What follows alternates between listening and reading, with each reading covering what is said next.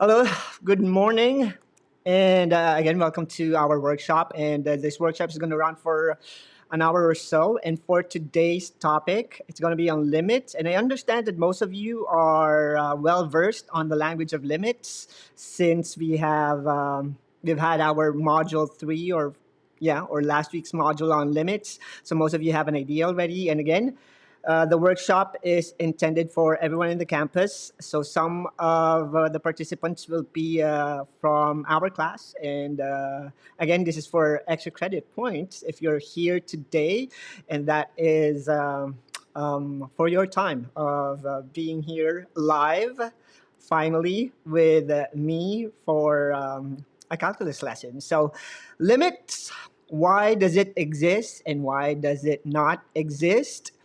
These are some of the examples of the limit notations. And again, in mathematics, as I've mentioned from our videos or from the videos that I have posted, learning math is like learning a foreign language. You need to learn how to read it, and you also need to learn how to write it. So these are some of the notations or symbols that we use in calculus. And for most students, especially students who have not been in a calculus class before, seeing a notation similar to what you're seeing right now, which is the limit of the function 2x squared minus 5x minus 3 all over x minus 3 as x approaches 3.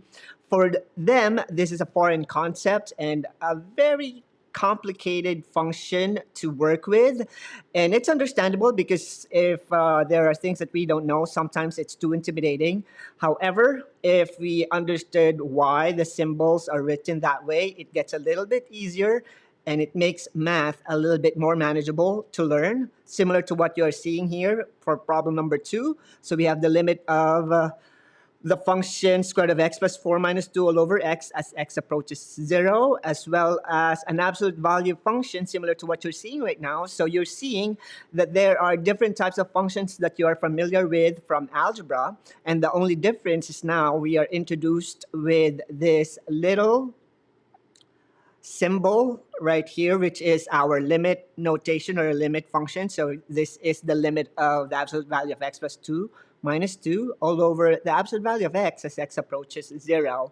And for today, we're going to be understanding why the notation is written that way and how it's going to help us in understanding the language of mathematics, specifically calculus, a lot better.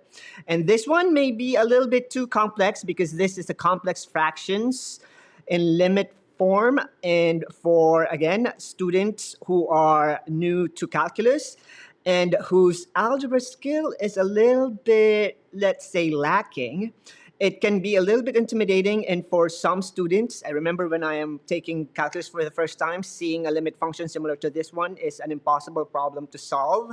However, I learned that a good foundation, strong foundation of algebra will help you understand calculus better. That is why this particular function can be easily solved using calculus and also algebra.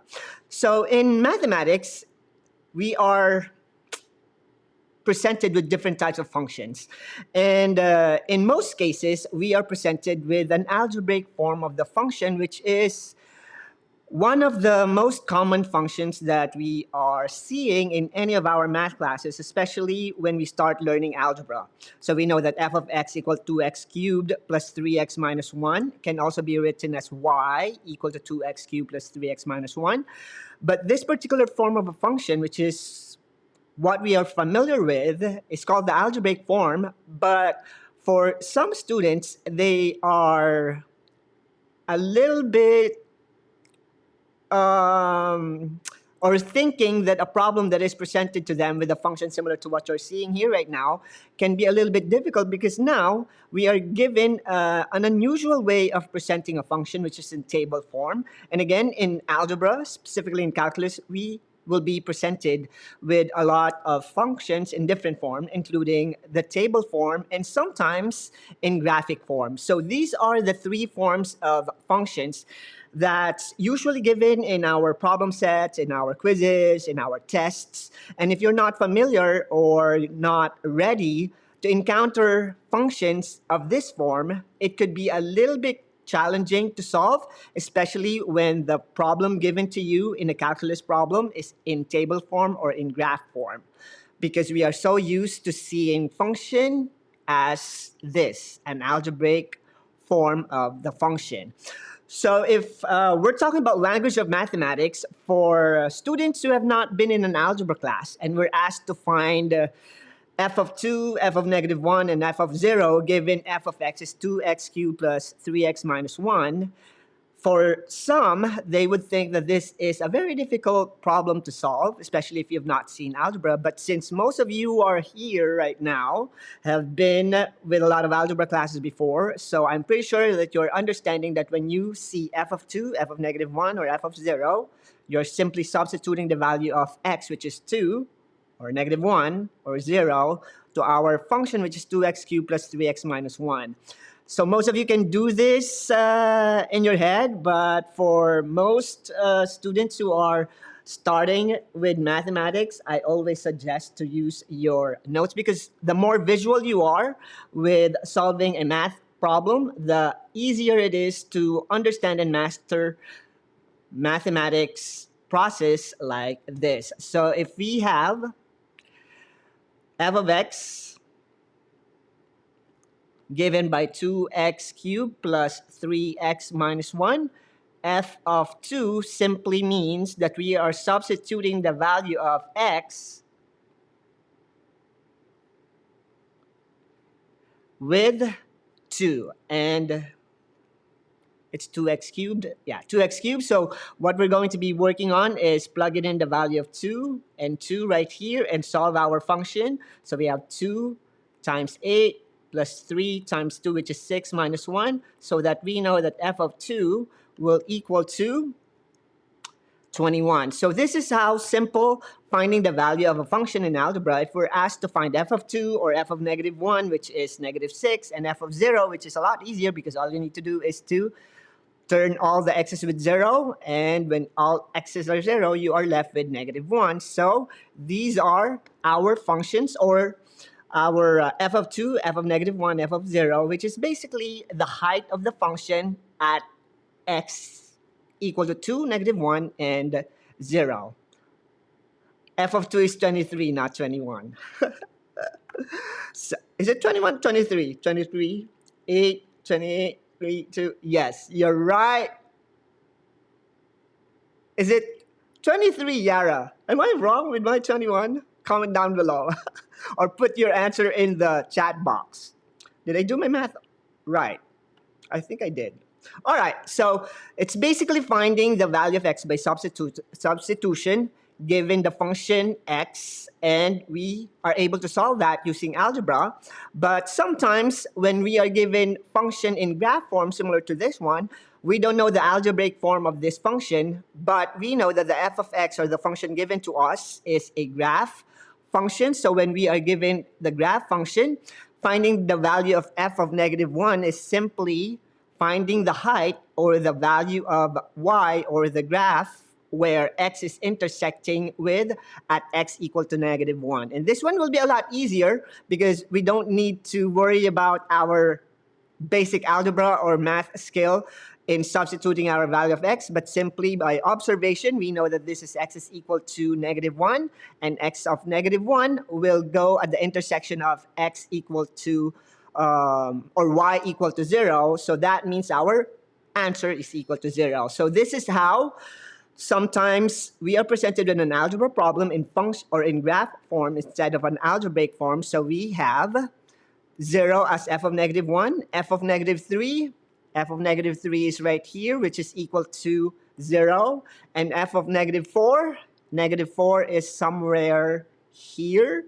So if this is our x equal to negative 4, the function will stop at y equal to 6 because this is the height of our function. So therefore, f of negative 4 is equal to positive 6. And if we're looking for f of negative 6 is right here. So we are left with y equal to 0. So this is basically how we solve f of x, which is in graph form, when we are looking for f of negative 1, f of negative 3, f of negative 4, f of negative 6, which is visually is basically the height of the function at that particular value of x. And this is how we use algebra in graph form, which we need to understand because in calculus, we need to be able to see our function and be able to understand the questions that is being asked to us. And the best way to do that is, of course, understanding notations and understanding these form of functions similar to what we are seeing right now. Now we're seeing a piecewise defined function, and a piecewise defined function in mathematics is another type of function. So we have linear function, which is a line.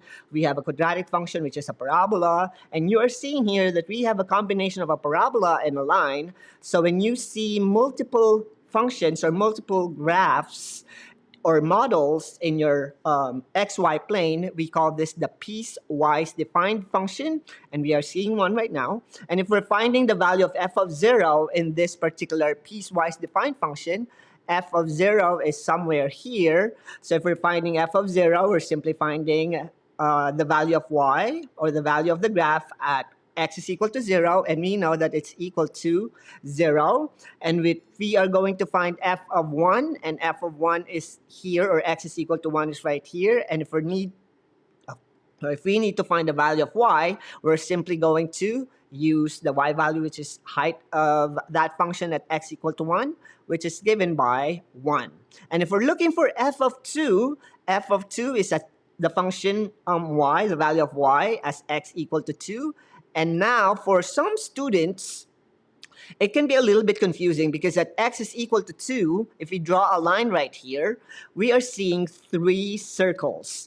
But if you know the language of mathematics, and if you're understanding the notations when it comes to graph, we know that when we have a circle graph, or an open circle and a closed circle, an open circle represents a function that is undefined at that particular value of x. And if we have a dot that is a solid dot right here, we know that that function exists at that particular value of x. So in this case, if we're asked to find the specific value of f of 2, how are we going to answer this? Is it going to be undefined, or is it going to be 6? And in this case, f of 2 should not be there. F of 2 should be here, actually, because this exists. So for this particular value of f of 2, I think my answer here is going to be wrong. But we know that this function exists at f of 2, and it's going to be 6. So f of 2 is equal to 6 and not undefined. So it does exist for the function f of 2. However, the reason why I'm giving you a piecewise defined function or example similar to this one, again, ignore my answer for number 3. It's supposed to be 6 and not undefined because we know that it exists at this particular value of x, which is y equal to 6. Now, if we're going to find the value of the limit, which is the limit of the function, this function at x approaches 2, which is this one, how we're looking at the function and how we're going to be solving this particular problem will be a little bit different this time, because it's no longer an actual value of y at a particular value of x. Now we're looking for the limit of the function as x approaches 2.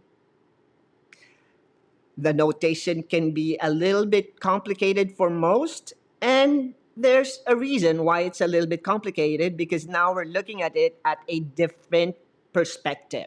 So by definition, we're going to be checking for the value of that particular function when x is approaching 2 in limit form. So what is the limit?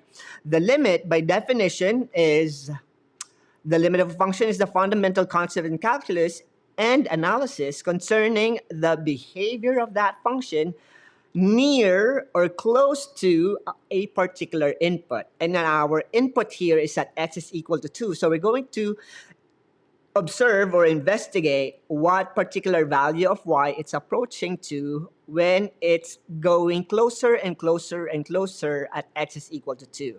So let's have our graph right here, and we know that we're looking for the function x is equal to 2, or the limit of the function as x approaches 2. So this is 2 right here. So we're going to be looking at the graph this way.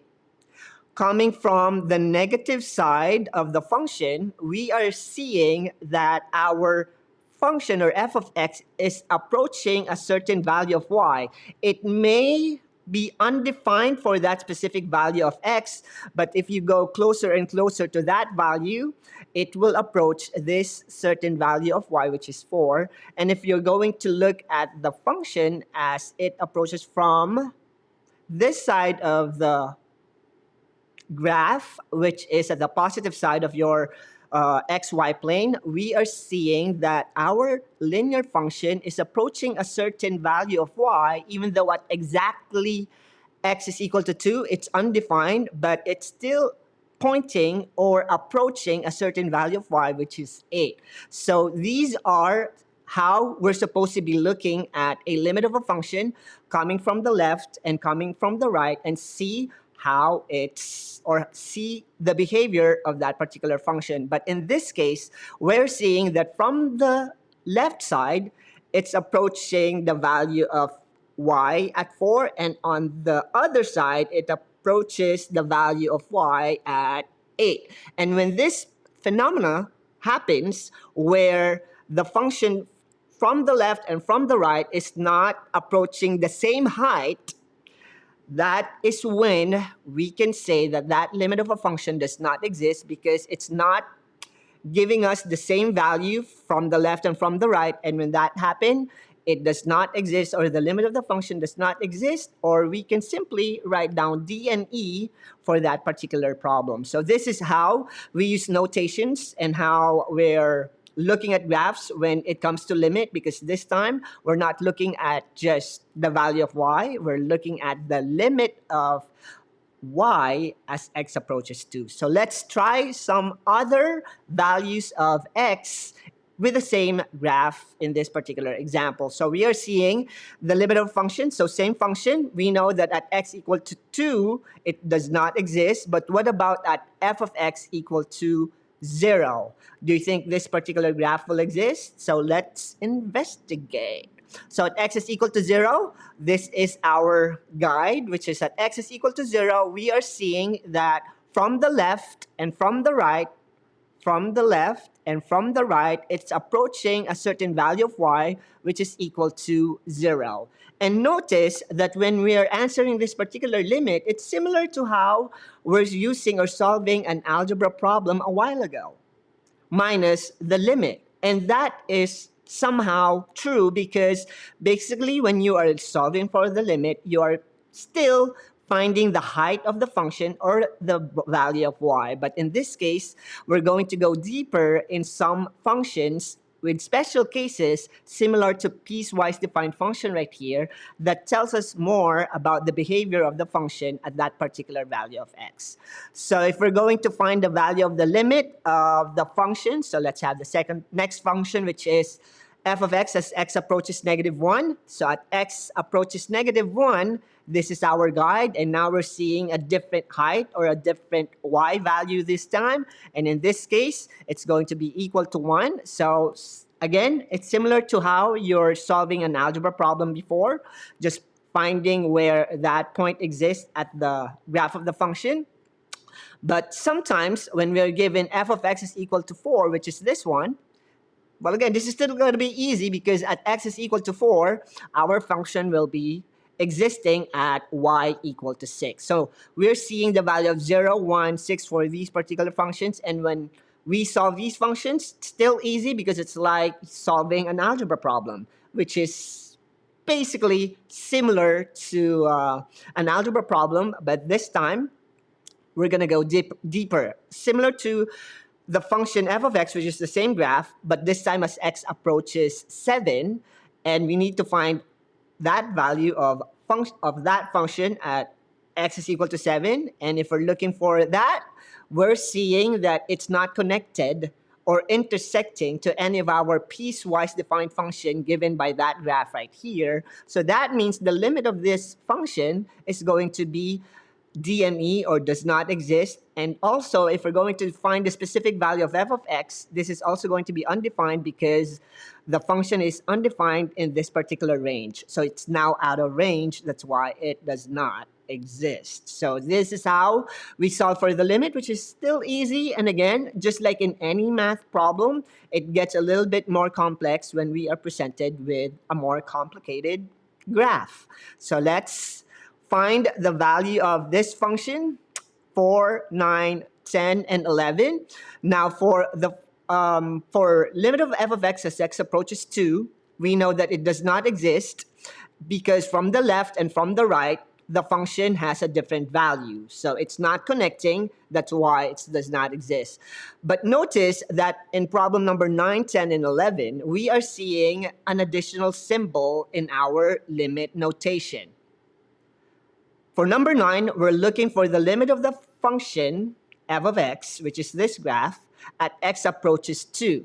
Now, the little negative sign that you're seeing on top of 2, it doesn't mean that we are looking at negative 2, but we're looking at 2 coming from the negative side of the function. So we call this as a one-sided limit. So this time, we're not going to be checking for both function coming from this side of the equation and coming from this side of the function. We're going to only be looking at one-sided limit, which means it's either from this side of the function or this side of the function, however you're seeing in my monitor, because I don't know which one is 11, which one is right when you're seeing it, but it's basically coming from the negative side and coming from the positive side. So for problem number 9, we're looking at the limit of f of x and seeing if it exists coming from the negative side of the function. So this is the negative side of the function right here, and we are seeing that this function coming from this side is giving us an approximated value of y, not exactly equal to x is equal to 2, but somewhere close to 2, and it's giving us positive 4. So for number 9, our limit does exist if we're going to look at it as a one-sided limit coming from the negative side. So in this case, the answer is going to be positive 4. So again, the difference between problem number 4 and problem number 9 is that problem number 4 is our regular limit coming from both sides, or investigating the value of y from the left and from the right. But for 9, 10, and 11, we have one-sided limit. Now let's check what will be the value of the limit of our function as it approaches x, x from the positive side. So from the positive side, so this side right here of our function, we know that our piecewise defined function is approaching the height of 6, 7, 8. 8, so this time it still exists because this is a one-sided limit, so our function exists at 8 because of the condition of using a one-sided limit. And for problem number 11, hopefully you're understanding the concept of one-sided limit visually, and in a little while we're going to do it analytically. So for problem number 11, we're looking at x is equal to 0 as x approaches 0 from the positive side, and from the positive side, is it positive side? Yeah, positive side, not negative side. So this side of the equation, again, this is my error of my presentation, is supposed to be positive, but it's still going to be the same because from positive, or from the left side of the equation and the negative side of the equation, the function is still going to be the same, or the y is still going to be the same, which is going to be at 0. So either way, either from the left side or the right side, it will exist at x is or y is equal to 0. So this is how we solve for our limits graphically. And in calculus, we'll be able to understand calculus skill that we're going to be learning in the futures, like derivatives, integration, differential equation, when we are seeing our function graphically. So for all of you who are present in our workshop right now, can you please type in your answer in the chat box for this particular limit? So now we have 6 limits, and let's see if you can answer all 6 of them Hopefully, my answers are all correct if I'm not rushing. So that's the lesson for today. Don't rush, because if you rush, sometimes your brain works too fast, but your hand is a little bit slower. So sometimes it does not connect. So mistake happens when that happens. So try to answer this problem. I'm going to give you a minute to do so. So type in your answer for 1, 2, 3, 4, 5, 6. It could be a number or an integer, or it could be something that is undefined or something that does not exist. So for 1, we are looking for a function. 2, 3, 4, 2 and 3, their limit. 4 is a function, 5 is a limit, and 6 is a function.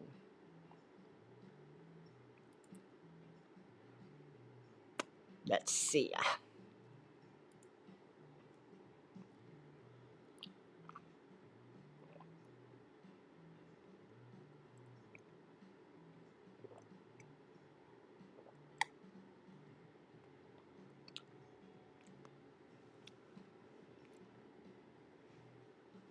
Joshua is done. Yara is also done. You can unclick the direct message so that your classmates will see your answers too.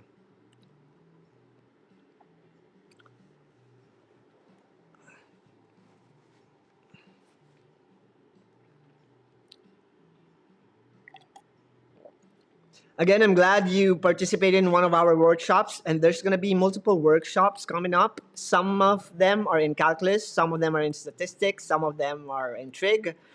So if you want to attend any of those workshops, it's always going to be Thursday, this time online. But if you want to see me live, I'll be at BCC every Tuesdays Tuesdays, and I'm giving out live workshops for anyone.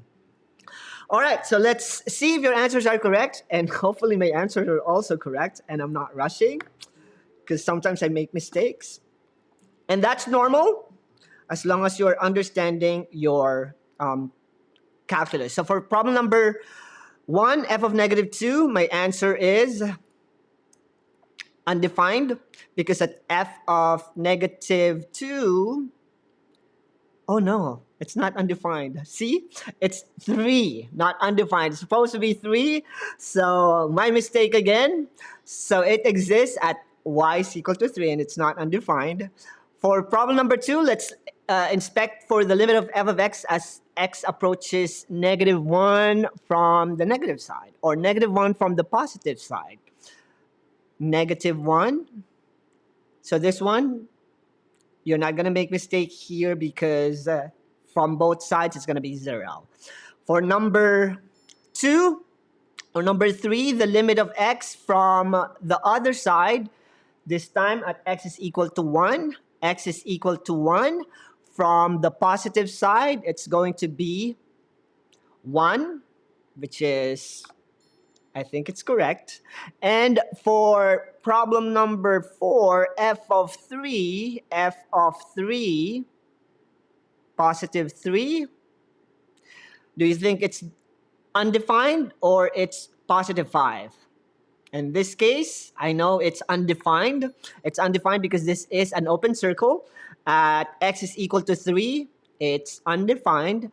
But what about the limit as x approaches positive 3? Is it going to be 5 this time? And your answer here, and I know this is also correct, and I'm not going to get confused with this, and this is D and E, or does not exist. And the reason why it does not exist is because the shape of the graph. In calculus, when you see a graph that is pointed or a cusp, if it's pointed, your limit does not exist. So these are some of the things that you need to remember when we are working with graphing or graphic form of our function. When you see a pointed figure, that function does not exist at that point. And why is the function does not exist when you have a pointy graph? And the reason for that, we're going to learn that in derivatives when we talk about the slopes or tangent lines. And we're going to learn that probably in week 7 or week 8. So for this time, this function does not exist. And for problem number 6, f of 1 is right here, and f of 1 is defined, and f of 1 exists at 1.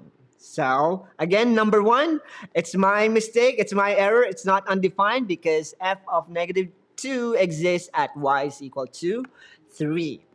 So let's see if you got all of them correctly. If you got all your answers correctly, good job. And now, hopefully, I will get these answers correctly. So for problems A, B, C, D, E, can you type in your answer if it's a value, or it exists, or it's undefined, or does not exist?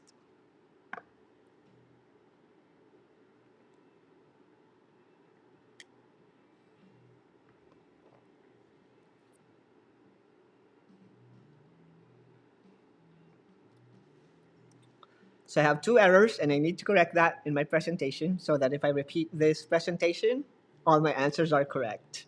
And yes, this is the first time I'm giving out workshop on limits online. That's why I have several boo-boos in my presentation.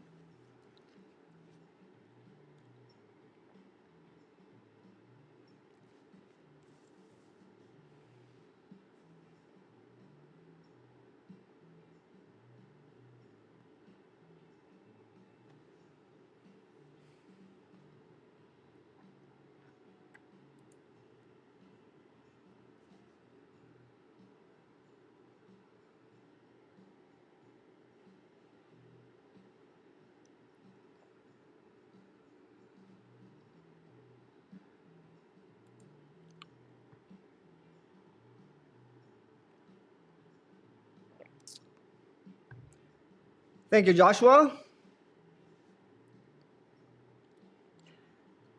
And again, don't be scared to make mistakes. It's okay. It's part of learning. And yeah, the more we make mistakes, the more we learn. That's how it is.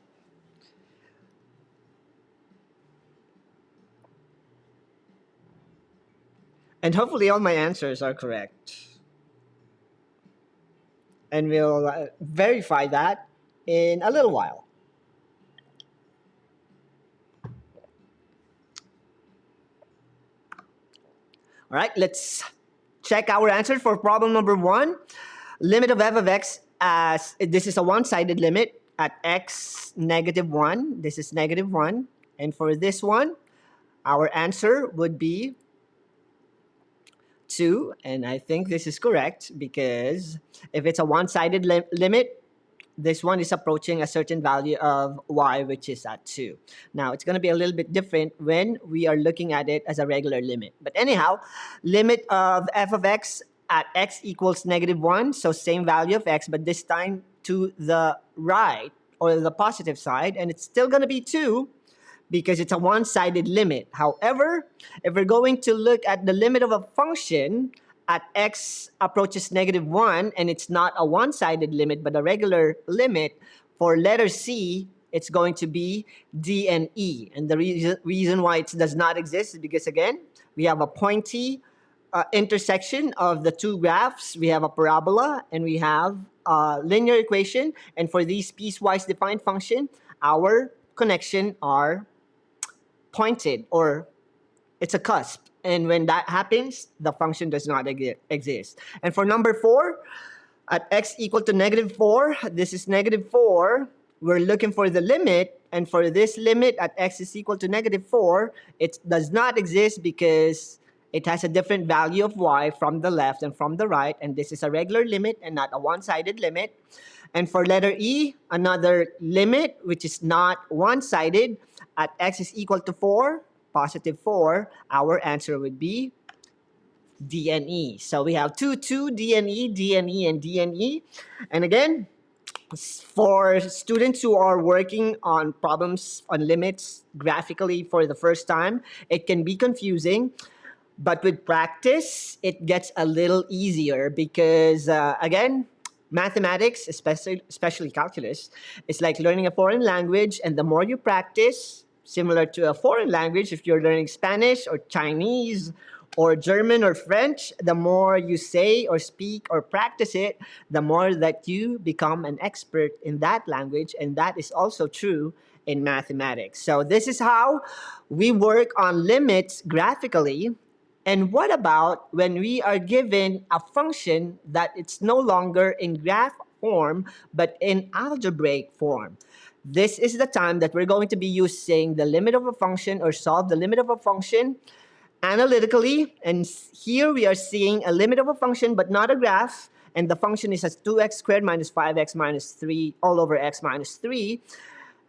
What would be the value of this limit as x approaches 3 if we're not seeing the graph? So we're going to be looking at it as a regular function. And if we look at it as a regular function, and if we find the value of that particular x, let's say at 0, we know that this value, by plugging in the value of our function, x becomes 0. So by observation, without even using a pen and paper, we know that our denominator will be at -3, and our numerator will be at 2, 0.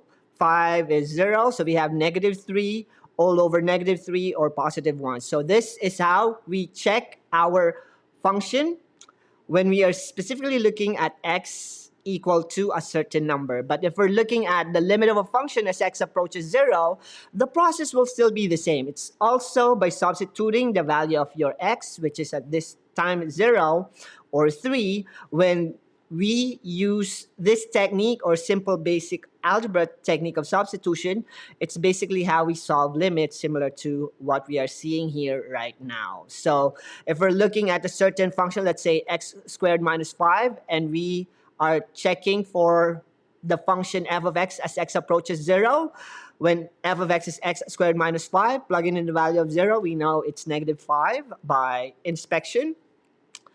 And if we have all of these functions, 3x squared plus 3x all over 3x, if we're going to find the limit of f of x as x approaches 0 by substitution, let's see. And again, we're just going to show one of the methods that we can use analytically when we are solving for the limit, and that is by substitution method. So for this case, if f of x is equal to 3x squared plus 3x all over 3x, and this is our function, and if we're looking for the limit of the function f of x as x approaches 0, by substitution method, which is, again, the basic or a method that we always use when we are working with function like this, we're just basically substitute the value of 0 at x, so 3 times 0 squared plus 3 times 0 all over 3 times 0. So we'll have this turns to 0, this turns to 0, and this turns to 0. So we have 0 over 0. And in this particular limit or value of the limit of a function, there is a special case in irrational functions when we have a numerator of 0 and a denominator of 0. And when this happens, we know that this particular function is what we call as indeterminate function.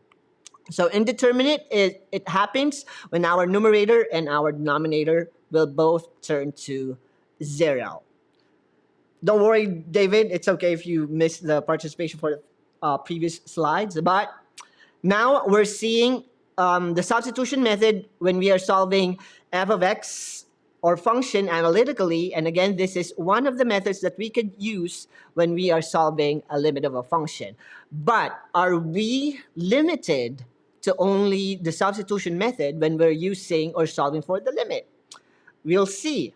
If we're going to look for the limit of these functions, this is going to be easy because by substitution, the f of x that we're seeing, 1, 2, 3 f of x's, are all basic or simple algebraic equation or function.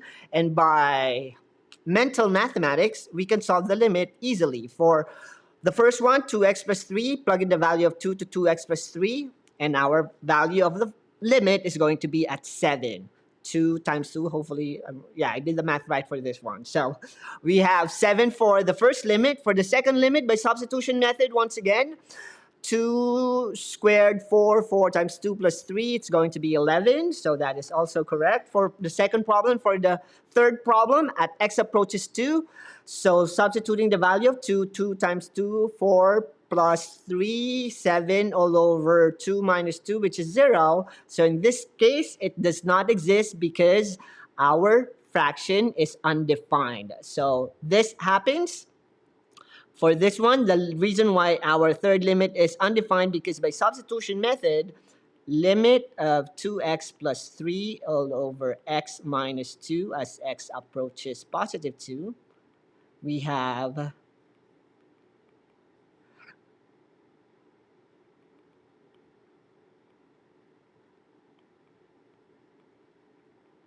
and if we have a denominator that is 0, it's automatic that we know that this function is, or this particular value of y is undefined at that function, so this one does not exist.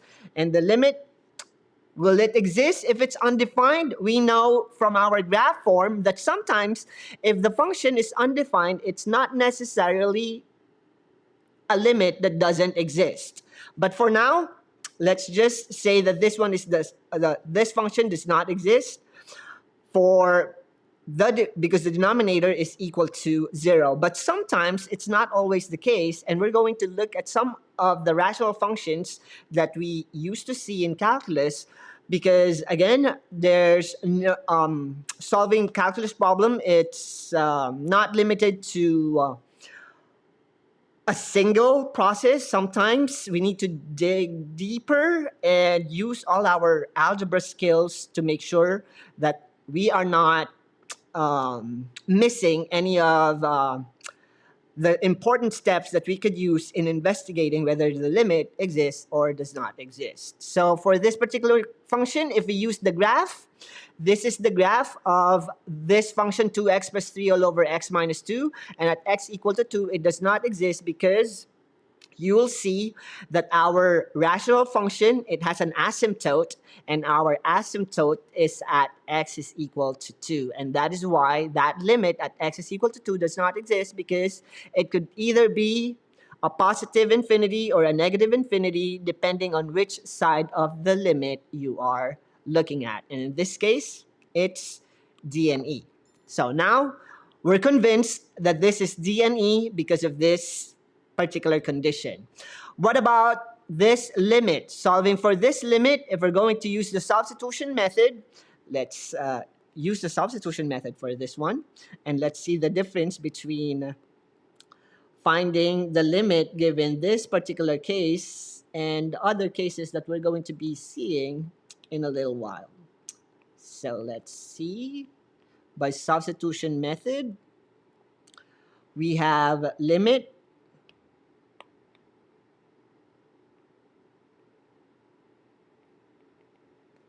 of 2x squared plus x minus 3 all over x minus 1 as x approaches positive 1. By substitution, 2 times 1 squared plus 1 minus 3 all over 1 minus 1. And in this particular case, the denominator is already turning 0. So we may conclude that this particular function, which is an undefined function, because if we solve this algebraically, the numerator is going to be an integer, but the denominator is going to be 0. Using algebra and our basic tool in mathematics, whenever we have a denominator that is 0, our answer will be undefined. But is this a limit that does not exist?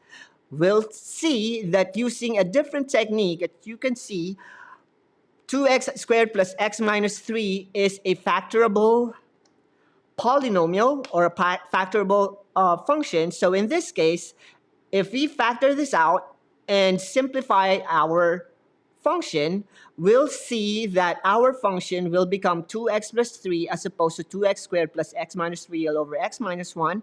And if we substitute the value of x in a factored version of our equation, we know that this particular function exists. So this one is actually a function that does exist, because if we factor this out, and we know that this function becomes x minus 1 and 2x plus 3 and x minus 1, and by cancellation, the limit of our function becomes 2x plus 3 as x approaches positive 1, and by substitution,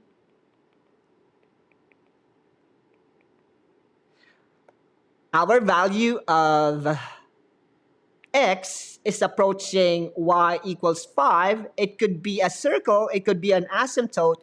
We don't know yet, but we know that that function will exist once we use the factoring technique. And this is why analytically, sometimes it can be a little bit more challenging to solve for the limit versus a limit that is given by a graph function, because when it's a graph function, it's a lot easier for us to navigate that function. That's why mastery of your algebra skill is required if you want to be successful in calculus, because you're seeing three functions right now. We have a complex fraction for the first function. We have a radical rational function on the second limit function. And we have, well, a regular function which you can easily solve using substitution. And all of these functions, by just looking at it, some of you may feel a little bit intimidated using algebra to simplify these functions, but for all of these, we know that this limit exists, and this limit exists. All of them exist if we are going to be using our algebra skill of simplifying rational functions, rationalizing radical expressions similar to number 2, and factoring for problem number 3. And all of these limit exist, and through mastery of your algebra skill, you'll be able to answer this. That is why we have two ways on how we solve calculus problems, specifically on limits, and one of them is in graph form, and one of them is in limit form, or analytically, or using our algebra skill to be able to understand it. So for today, we're going to be stopping on working with our problems or in our functions involving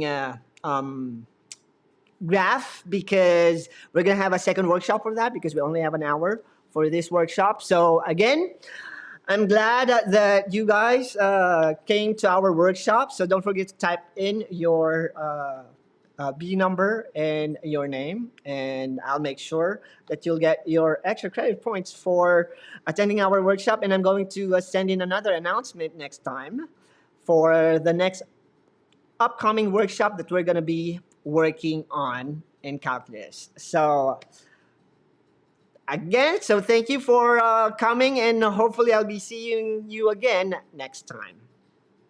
Bye.